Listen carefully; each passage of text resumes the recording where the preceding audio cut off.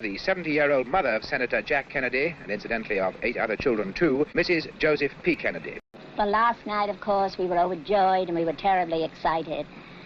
I think today we realize the great responsibilities which he has in this day and age, and I'm sure that I, as a mother, shall pray as I've never prayed before, and I know Jack will work harder than he has ever worked, and I'm sure that he will do everything possible to give us vigorous leadership and live up to the highest ideals.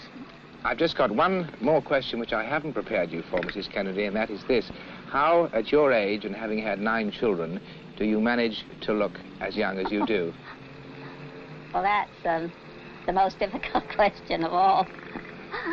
But I think life has been very, very kind to me, and everyone has been very, very kind. Do you feel that you are glad that your son was president, even though his life was cut short by it? Or would you rather... Oh, I couldn't answer that. You couldn't? No. No. No, I suppose we'd rather... Oh, yes, we'd much rather have him living. Oh, yes. Is he still, in a sense, alive for you, Jack Kennedy? How you like to remember him and when he was...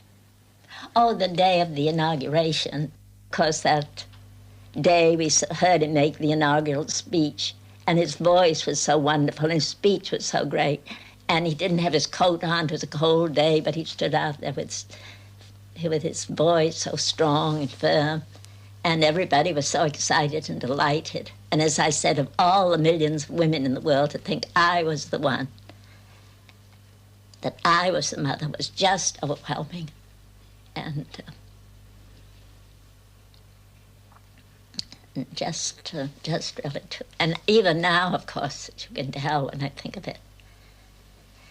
So, as I said, it's been a time, I say it's like the agony and the ecstasy of Michelangelo. We've had these ecstatic moments and these tragic ones.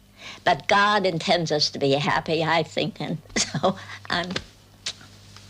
so thank you very much.